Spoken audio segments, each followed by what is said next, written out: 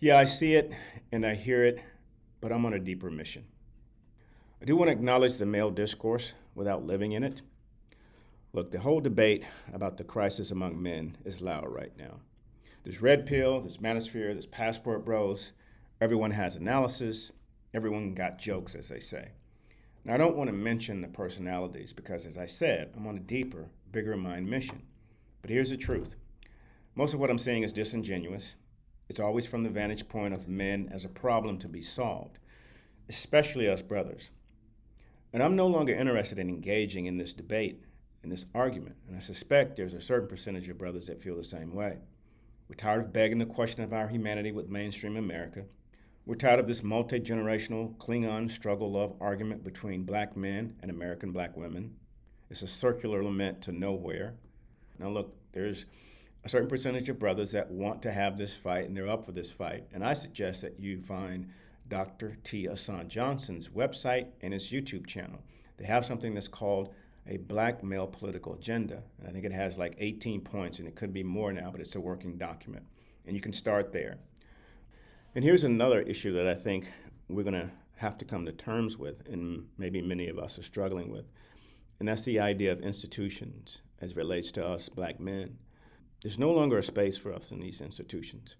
And there's a couple of reasons. One reason is that it's just too dangerous. Now, I mentioned Dr. T. Hassan Johnson's YouTube channel, and there's a title, a show he did, a live he did recently. I think the title was False Accusations and something else, but he spoke with three men, they all black men, and they all gave their account about their experiences with institutions. And, some of these accusations are so ridiculous on the face of it that you can't believe people took them serious. But there's all these mechanisms that keep that going and keep those ridiculous accusations alive. And everyone's trying to cover their ass. And when it comes to black men, again, we have no allies. So it's too dangerous. The other issue is that most of these institutions, there's always going to be someone that's going to say and bring up the point, well, we could just hire a black female. And for the most part, 99% of the time, you will always lose out to that. The game is rigged, but that's not the point. Debating your humanity is not a strategy. Reinvention is. I want to direct our attention and our energy to something different. From grievance to agency, stop debating, start reinventing. Because look, you can argue narratives all day long. Many of us have for years. Or we can start building a life that makes the narrative irrelevant. So I'm interested in collaborating to create something for a certain kind of brother, not the performative masculine crowd, not the cultural war soldier, not the bros arguing online. I'm talking to the thinkers, the inventors, the ones who see through the noise and know that there's something different.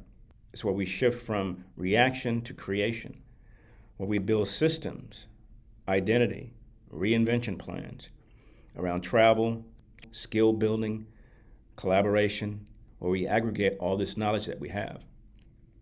Now look, this is difficult for us brothers, and let's admit that. This idea of self-preservation is so strong that many of us are accustomed to doing it on our own, or we want to do it on our own. But we should stop dreaming in a bubble. This is a new world.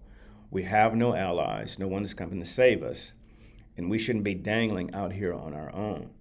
We have the knowledge collectively to build a support system, a community, and a tribe of like-minded brothers. So that's what this collaboration idea and plan is about. It's about us.